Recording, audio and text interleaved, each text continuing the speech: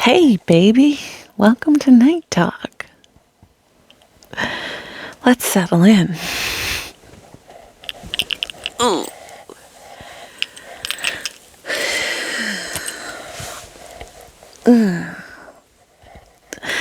What a long day it's been today.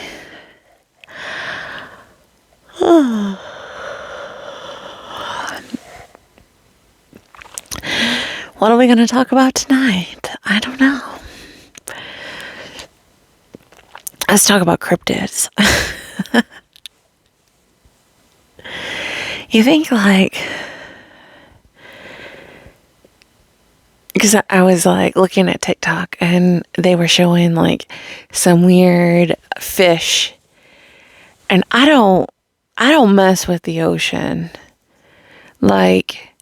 People love the ocean and they love going swimming in the ocean, or they love surfing and stuff like that. I don't mess with the ocean. There are, and the ocean, in comparison to tops of mountains, or as far as the distance around the earth from the top of the ocean to the bottom of the ocean, relatively speaking, it's not that deep. It's not that deep. But it is deep. It is so deep. You don't have to go far into the ocean. You don't have to go far underwater to be in deep water. And a shark can get you in less than 2 feet of water. They just can't get you. And I don't mess with the ocean. Unlike Finn from Adventure Time, I have a fear of the ocean. I just do not mess with the ocean. There is something with the ocean that is I will, and even the lake. There is something about the lake that is vast, but it's not the same as the ocean. There is something about the ocean that I just not mess with. There are things in the ocean that will kill you. It's not a matter of if, it's a matter of when and how. There are horrors of the deep that we do not even know about that will be coming to kill you.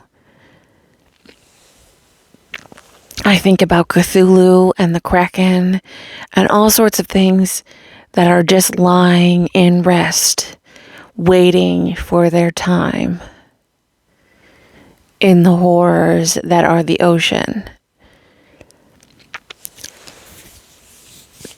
I do not mess with the ocean. I think of all those meteors that we see falling from the sky, and I'm I bet they're landing in the ocean. And who knows what is landing in the ocean from outer space. That's where aliens land.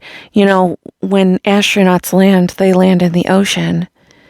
And they're bringing with them all that crap from space. All those space rocks, they land in the ocean. What are they bringing in from space? They go into the depths of the ocean. Who knows what is at that bottom of the ocean from space? What is commingling with the horrors of the deep? I don't want to think about it. I don't want to think about it. I know to mind my business. You do not commingle with what is lying beneath. There are reasons why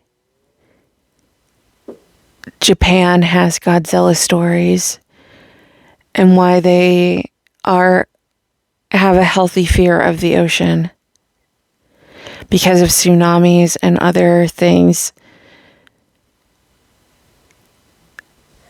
Japan has a healthy fear of the ocean. I think that the United States doesn't have a healthy fear of the ocean. I think that they can tame it or like do whatever they want to it, like pollute in it and do all sorts of crazy stuff to the ocean. They do not understand that the ocean, they think that they can just like fish in it and like do all kinds of, and the ocean is not to be messed with. You do not mess with the ocean. The ocean is going to rise up and tame you. It is going to humble you so fast.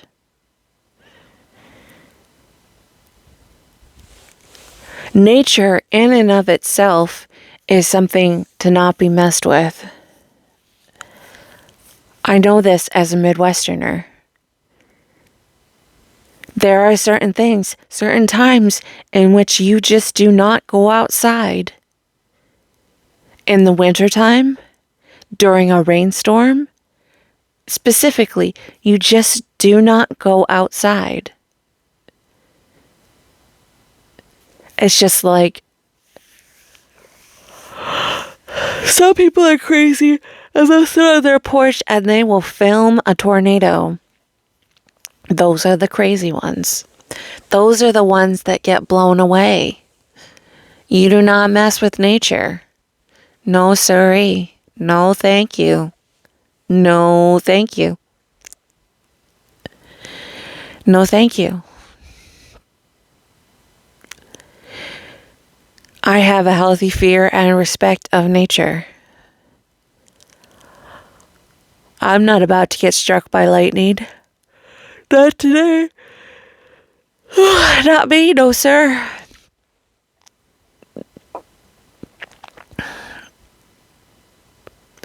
There's too much lightning in this country. That's what the thing was. All those Europeans were coming over from the World Cup.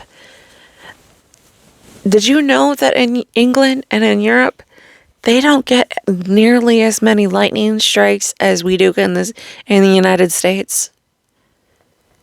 And that blows my mind. We had a rainstorm the other day, and there were so many lightning strikes. And I was like, yeah, this is pretty normal. Like, just lightning strike after lightning strike. And, like, it's kind of scary. Like, you think, like, maybe they'll strike the house or something. But, like, you're just kind of, like, used to it. Like, you just stay inside and you just, like, don't think about it. But, like, healthy respect to nature, you just kind of deal with it, You just kind of deal with it. But, like, in England, like, people were coming over from, like, England and, like, France and, like, Spain and stuff. And they were like, what is this phenomenon? Why is God smiting you? And that makes me laugh so hard. Like, you just have to have a healthy respect of nature. People are like, you got to get out of the pool. There's lightning strikes. And it's like, is this normal? And it's like, yes, this is normal. Yes. You have to deal with this. Like, this is a normal thing.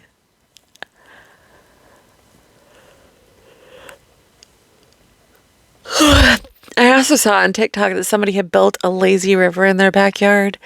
And some people are just the cool kids. Like, what? Like, who is building a lazy river in their backyard? I mean, is that just like a skating rink in the wintertime? Like, can you heat that and make like a heated lazy river in the winter? Like a jacuzzi lazy river?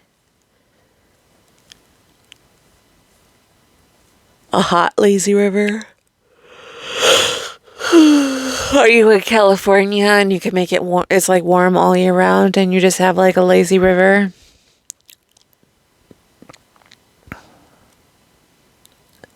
How is this working? Is this only like a summertime activity?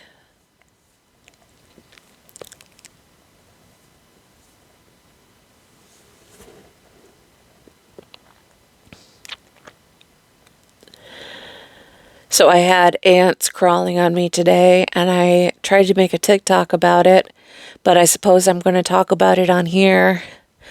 That I had ants crawling on me, and I was talking about like symbolism of nature, that nature talks to you.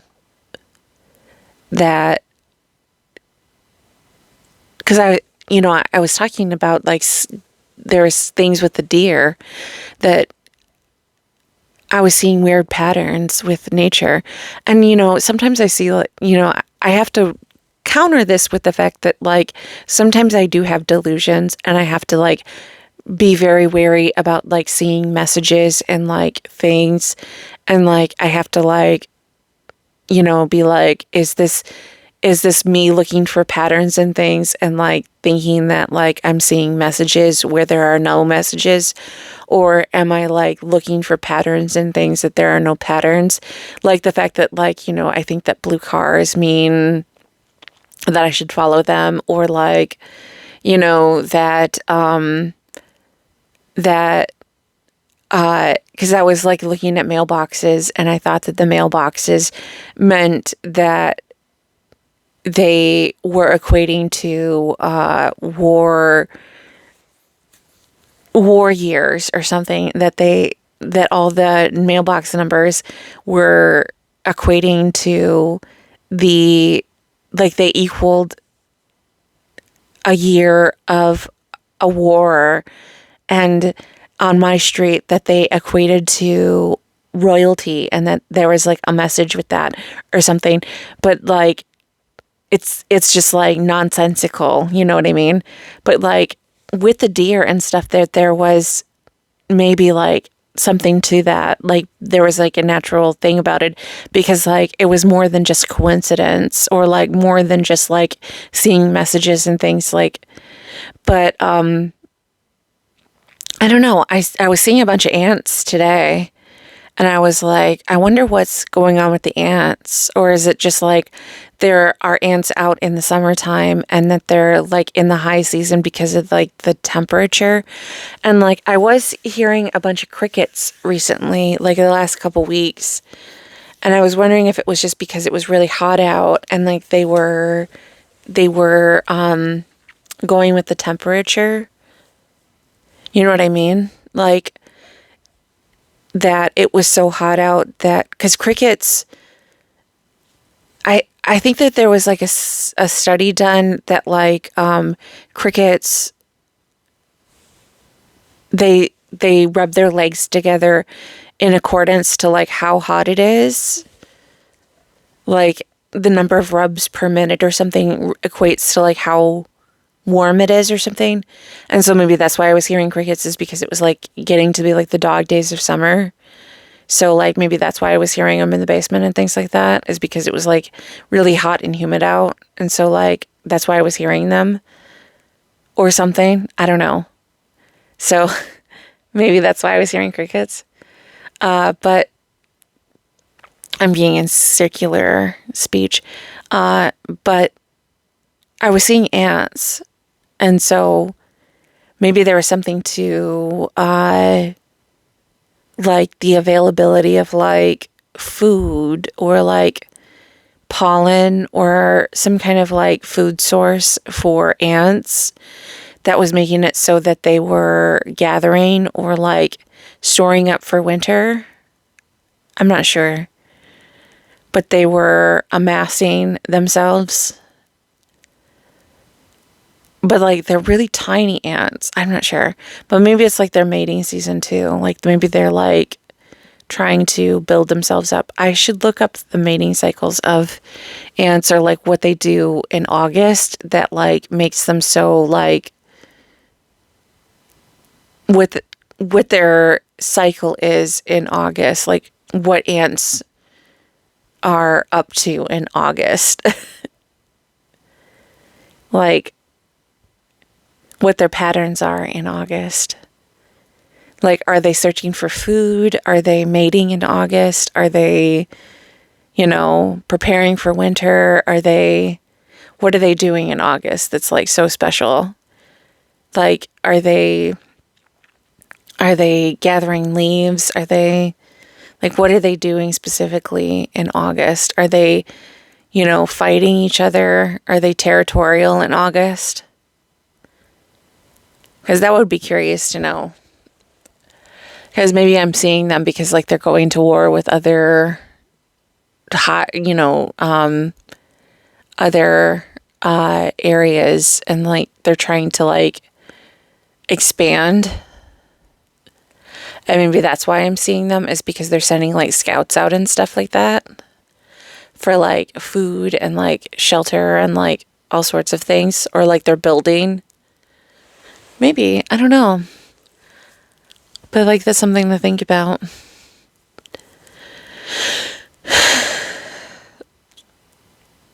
But they're conquesting or whatever. I don't know if ants conquest. Do ants conquest? They're more communal. I don't think they really, like, they care more about, like, I think the ants do fight each other because they encroach on each other's spaces.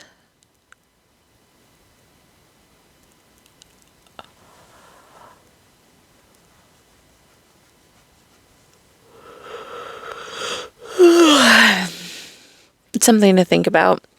I'll have to look it up. Do some research about ants and why I was seeing them.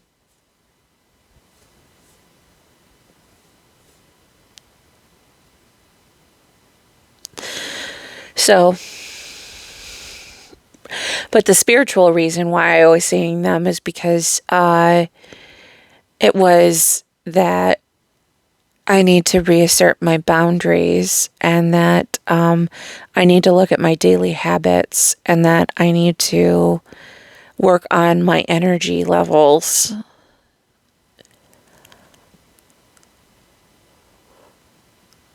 Which, fair enough. I've been really tired lately.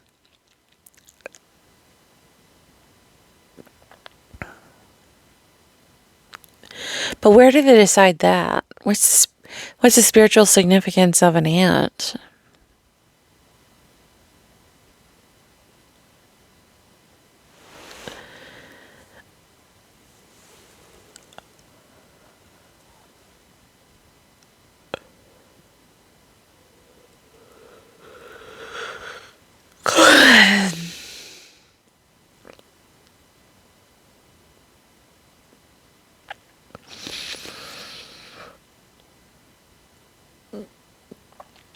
My sister was like, "Where did you find the Emberlin dress?" And I was like, "On Poshmark."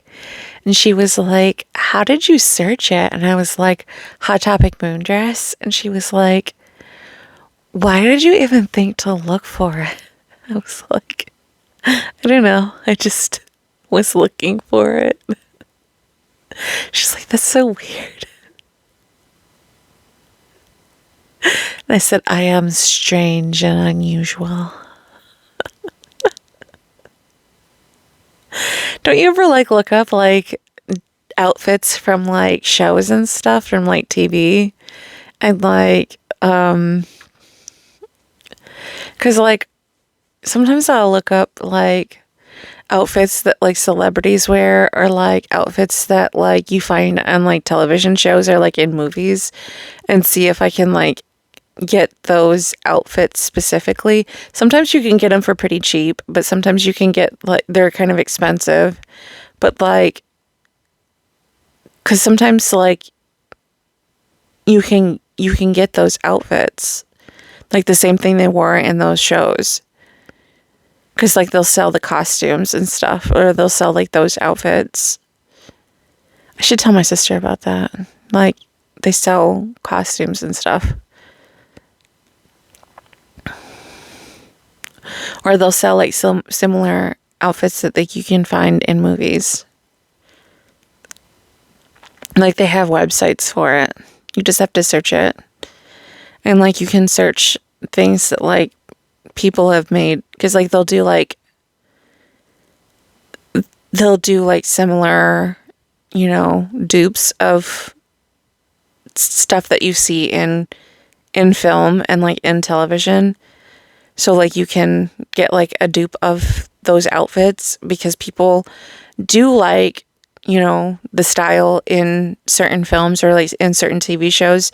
So like if you like what a character's wearing in like a certain episode of a TV show, you can search up that episode or that movie and be like, where can I find that outfit? And like you can search it up and get it.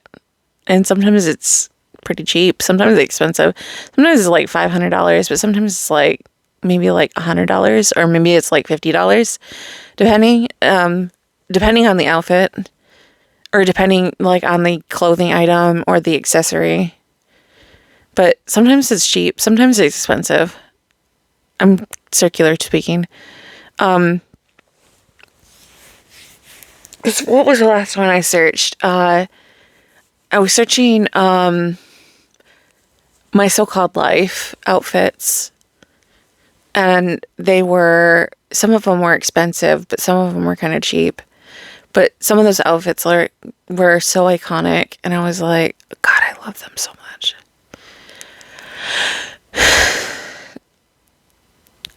But I was looking for dupes, and so, because I was like making a mood board of like outfits from My So-Called Life, and I was searching up like some of the outfits that Claire Danes wore in that show, because she was so cute in that show. But like not even just her outfits, the ones that her friend wore, the really cute girl, I don't remember what her name is, but the one that she wore those clips in her hair, but she had like the baby doll clips, and like she would wear like some of the cutest outfits, but like, so I did like inspo on her outfits too sometimes, and like, God, so iconic.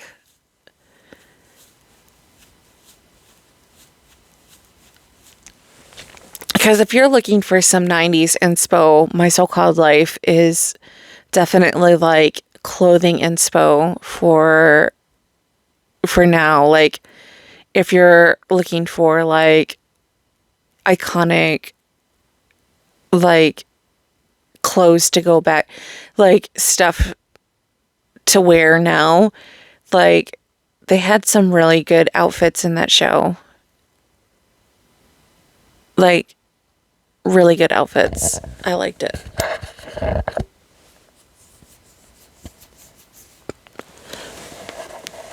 Oh, 23 minutes.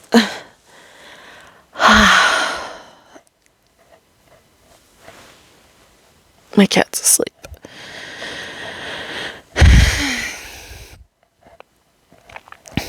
My mom just watched the season finale of House of Dragon. I have so many books that I'm reading right now, but I was thinking about starting Fire and Blood. Apparently there's a second edition that he wants to write called Blood and Fire, but I don't know if I want to read it. He never finishes anything he starts, and that's like what the most frustrating part about reading George R.R. Martin is that he will start something but then never finish anything he starts.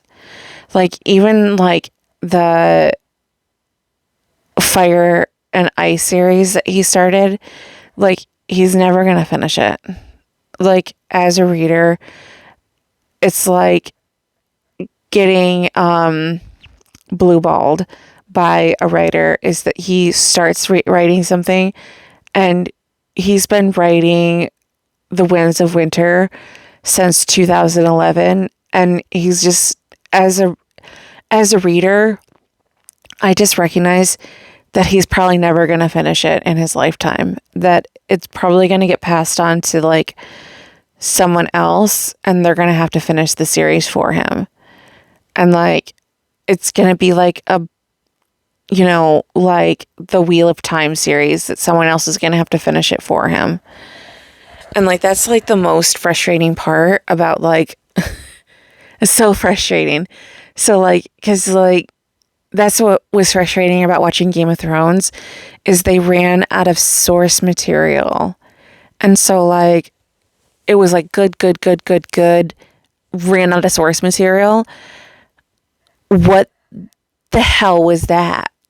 What the hell was that? And so that's why I don't even want to watch House of Dragons, is because it's like,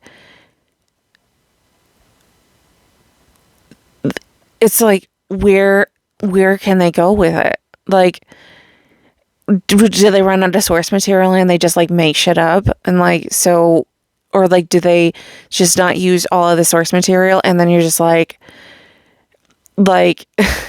is it going to be like a Game of Thrones situation where they have half the source material that they need? And so then they just like start making shit up. And then it's just like a Game of Thrones situation where you're just like blue balled, and George R. R. Martin goes, well, that's not what I intended on writing, and it's nothing like what I intended. And so he can just like take no accountability or like liability for what is made. And so then it's just like, well, dude, what the fuck are you creating? Like, of course, like, people want to make like series and stuff, but like, you know, also at the same time, like, you're working with these people to create these series. Like, couldn't you make something good? And like, it's just, it's such a blue ball. And like, it's so frustrating to watch, because it's like, you know, the endings always end up bad. The series goes downhill at a certain point, like it jumps the shark. And it's just like, it gets to like a disappointing part where you're just like, yeah, it's good. And then it's like, it's bad. And then you don't want to watch. And then you're sad. And then you're like, I hate you, George R. R. Martin. And he's like, don't press me about my writing. I'll kill Tyrion. I'll kill the good character in the book. And it's like, I hate you, George R. R. Martin. You make everything bad.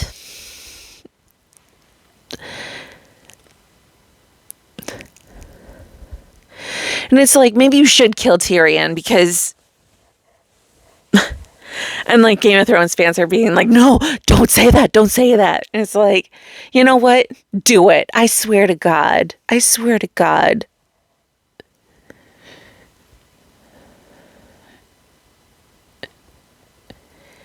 been over 15 years.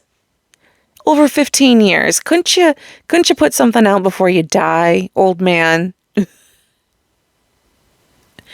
You know, we're not trying to rush you or anything, but Jesus Christ.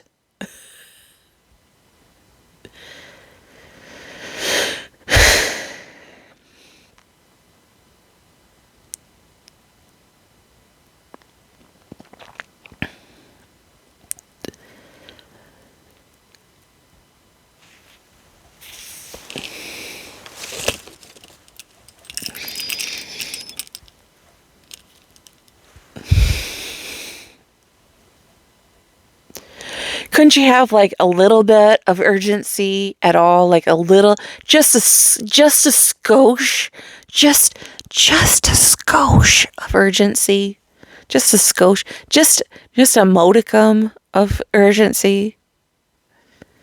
No, he's gonna die, and it's gonna be unfinished, and then somebody else is gonna put it out, and so he can just like die, and there'll be like some forward of being like, well, these are his notes, so it may not be what he intended. So then people can be like, well, so people can debate whether or not this is actually like what he intended on ending it. And so he can like die with the satisfaction that it'll never be as good as what he imagined or pictured. And like, it could just like cockblock us all and just be like, well, he can like leave it for someone else to finish it, and like it'll just never be as good as what he thinks that it'll be. Like, and that's like what he did with the Game of Thrones series. It's like, you know, he isn't the one to finish it. He leaves it for other people to finish it, because he can't finish anything. He can't finish anything. He can't finish anything. That's his problem. He can't finish. He starts all these things. He has no follow through. That's why he's like talking to Stephen King. He's like, oh, you have all of these things. But that's because Stephen King has follow through. Stephen King finishes what he starts. And George R.R. Martin does not finish what he starts. He has all of these dangling series. He does not finish what he starts. He's a little bitch. I'm calling him out. He's a little bitch. He doesn't finish what he starts.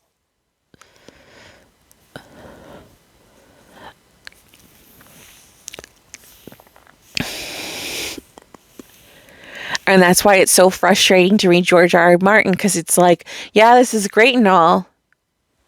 Finish what you start, bitch. Finish your series. Finish your series.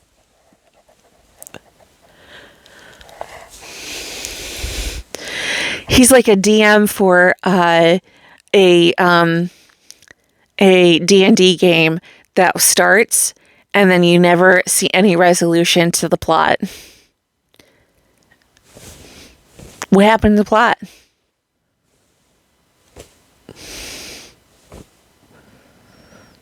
Don't have to commit to anything, I suppose.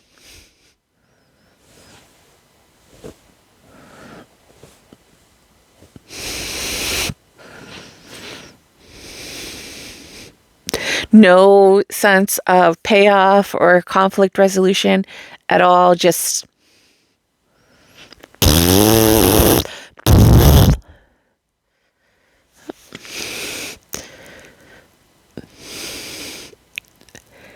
and I'm not trying to hate on George R. R. Martin. But it's really frustrating as a fan to read George R. R. Martin and just be like, the last thing we read was in 2011 when Dany sets her dragons out into the sky and then nothing for like 15, 16 years. And then there's like something completely unrelated from like 200 years before. And like, it's just frustrating. It's so frustrating because he just doesn't want to write it. I don't want to do it. I don't want to finish. I don't want to finish it.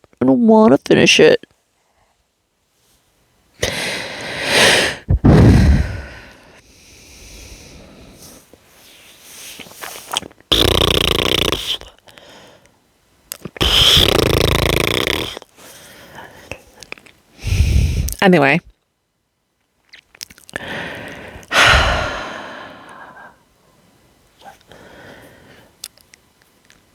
Will I read The Winds of Winter when it comes out? Yes. Even if it's written by someone else? Yes. Will I be annoyed? Yes.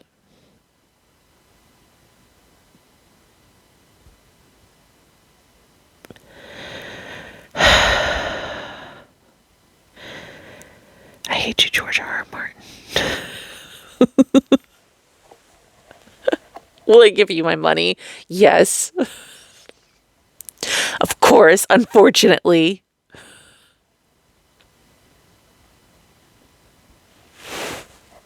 Will I like it? No.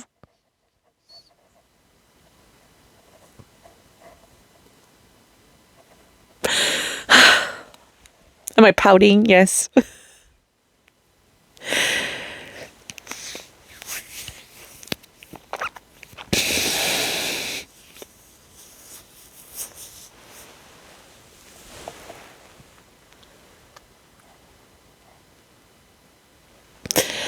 Okay, I'm going to bed. I think we've done enough pouting for one night. Thanks for watching.